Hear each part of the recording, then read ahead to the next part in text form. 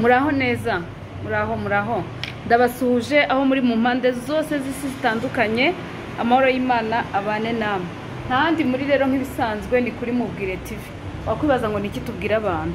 Tubwira abantu ko ari beza, tubwira abantu ko tubakunda, tubwira abantu ko ari umugisha, tubwira abantu ko ari ingenzi. Nyuma yo kureba tugasanga abantu benshi bakunda kubwira abantu amagambo meza, urukundo babakunda, ko babaye abantu badasanzwe mu buzima bwabo, ko babaye abantu b'ingenzi, ko babaye abantu b'umugisha, bakabibabwira batakiriho. Mubwire TV rero icyayizanye ni ukubwira abantu ibyiza byabo, tubibabwire bagihari, tubibabwire ko tubakunda, tubabwire ko tubashimira.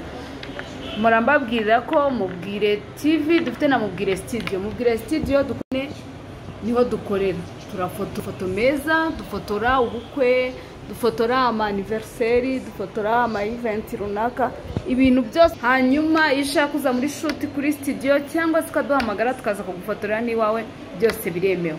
Turabakunda. Ikindi mbabwira ko umutayiri wa mbere ni Grace. Abashaka gusuka, umuntu usuka vuba cyane, murabibona ko bansutse neza, bansutse ibintu byiza. Ushaka kuba udashaka ibi cyangwa ushaka ibindi, ariko uyu muntu asuka vuba cyane kandi asukira hano Kimironko. Umuntu waba ushaka gusuka yanyandikira nkamuha nimero ze, hanyuma akamusuka neza. Ikindi ushaka nimero ya Grace nawe ushaka kudodesha, tugiye kujya mu minsi mikuru, mu bukwe, mu birori, abantu mushaka kudodesha, abantu mushaka kwambara neza, Grace adoda neza. Grace adoda neza kandi ntahenda, kandi n'umutayiri ukubwiza ukuri, hanyuma akaguhera umwenda wawe kugiye. Abashaka indabo namwe Mbappe arahari kugira ngo abahe indabo nziza. Hanyuma rero uyu munsi nicaye ku kazi ndavuga ngo abantu banjye ntiduherukana. Nukuri ndabakunda kandi mbifuriza ibyiza, mbifuriza ko amahoro y'Imana aba kuri mwe, mbifuriza ko umugisha w'Imana ubabaho ukabomaho ibihe n'ibihe. Uyu munsi rero akantu nje kubabwira ngo mwitakaza abantu banyu, mwitakaza umuntu wawe, umuntu mwakuranye, umuntu mwagendanye, umuntu mwakoranye, umuntu w'inshuti yawe, umuntu wabonaga ko ari umuntu mu buzima bwakwana ko ari umuntu uguhora hafi, ariko hakaba ari ibyo ubona uwo muntu adashoboye. Hari igihe umuntu uba ufite ikintu mwifuzamo ariko utakimubonamo. Reka mbaye nk'urugero, Grace nkunda kumuvuga, ni umutayiri kandi ni inshuti yanjye, adoda neza. N'aka kanzu nambaye niwe wakandodeye, adoda neza pe. Grace ashobora kuba ubushuti bwanjye cyangwa no kunkorera imyenda, akajya abona amafaranga amuha wenda ni make, ntamugeza ku iterambere, wenda ntabasha no kwishyurira abana minervare. Cyo gihe akavuga ati se Sylvie amaze iki mu buzima bwanjye, agafata umwanzuro wo kuntakaza. Kandi urugero njyewe singiye muntu uzaza gukora ibyo Grace yifuza ngo mbihaze mu buzima bwe, ariko shobora kuba umuyoboro uzamuhuza n'umuntu uzagira ibyo akemura mu buzima bwe, cyangwa se uzaza akuzuza inzozi ze, cyangwa se urugero uzaza akamuha amafaranga menshi. Bivuze iki? Umuntu ashobora kutaba umugisha ariko akakubera inzira yo kugera ku mugisha. Umuntu ashobora kutaba umumaro ariko akazabuza n'umuntu uzaba umumaro mu buzima bwawe. Umuntu ashobora kuba muri uyu mwanya ubona ko ntacyo akora mu buzima bwawe, ukabona ntacyo akugezaho, ukajya ubona wenda mu bifatika. Abantu benshi dukunda kureba mu bifatika, tukarebera mu bintu nyine tubona, ariko uwo muntu ashobora kuba akwakira mu marangamutima, akaba ari ubasha kukujera, akaba ari wa muntu uzi ukavuga ngo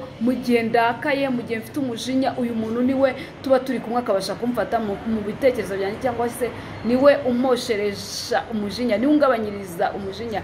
Ese cyangwa se uyu muntu iyo nishimye numva ariwe muntu nasangiza ibyishimo byanjye, cyangwa se iyo ndwaye, iyo ndi kwa muganga, uyu muntu ni wa muntu mpamagara akaza kwa muganga tukaba turi kumwe. Iyo mbyaye, uyu muntu niwe tuba turi kumwe. Tekereza umuntu uza akakuba kwa muganga wabyaye, tekereza umuntu uza akagusigaranira abana wenda udafite umuntu ugufasha abana. Uwo muntu ukamutakaza ngo nuko utari kumubonamo, wenda nta gutera inkunga, nta guha amafaranga, nyine bya bintu bifatika, wenda nta guha amagifti nk'ay'abandi baguha, ariko uwo muntu nawe afite umumaro. Cyangwa se uwo muntu azaba umuyoboro uzakugeza ku bindi byiza biruta ku bindi byiza wifuza kugeraho. Ashobora no kuba atari uzabikugezaho, ariko akaba inzira izakugeza kuri ibyo. Mureke rero two kwanga abantu, two gutakaza abantu bitewe nuko icyo tubashakamo vuba vuba tutari kukibona. Abo bantu umuntu wese Imana yazanye mu buzima bwawe, afite impamvu, afite ibyo yaje gukora, afite misiyo, kandi misiyo ye ahanini nimba atari umuntu uguhutaza, nimba atari umuntu ugusubiza inyuma, nimba atari umuntu uguca intege, nimba atari umuntu ukubwira amagambo mabi, nimba atari umuntu ukugirira ishyari, nimba atari umuntu ugutaranga, nimba atari umuntu ugusebya, uwo muntu ari mu bushake bw'Imana, uwo muntu ari mu mugambi w'Imana. Uwo muntu nubwo uyu mwanya waba ubona ntacyo abasha kukugezaho, ariko ejo n'ejo bundi ashobora kuzatuma useka ibyishimo utigeze ubwira, ashobora kuzaguhoza amarira, ashobora kuzaba wa muntu uzajya wirerwa ngo uyu muntu Imana yamunyujijemo ibi bigenda neza. Ubuse ntidufite abantu Imana yagiye inyuzamo imigisha imwe dufite, kuko ibintu byose rega Imana yadusezeranyije bizaca mu bantu. Hari abantu benshi Imana igenda ikoresha kugira ngo tugire ibyo tugeramo. Simbabwiye se ngo nk'ubu ndi muri studio, ariko kugira ngo mbone ibikoresho byose bya studio, hari abantu Imana yashyize mu buzima bwanjye bagiye bari basanzwe ngiye wari umumaro mbona n'umumaro wabo, ariko ngeze muri ibi bintu bya studio noneho mbambera b'umumaro mu buryo burushijeho.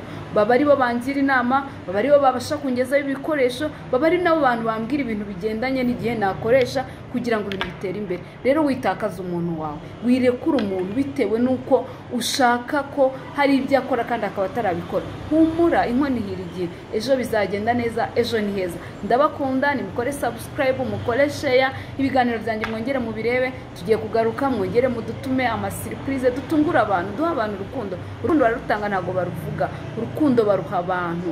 Duha abantu urukundo, tubwira abantu ibyiza, tubwira abantu ko tubakunda, tubibabwire bakiriho. Ntuzigere ushyira umuntu kuri stati yawe uko yapfuye, ntuzigere ubwira umuntu ko umukunda, ntuzigere uvuga ko hari ikintu wateganyaga ku muntu utarigeze ubimubwira akiri muzima. Dutange urukundo, tubwire abantu ibyiza byabo, tuzatuma isi turyohera kandi natwe tube twishimye. Ndabakunda.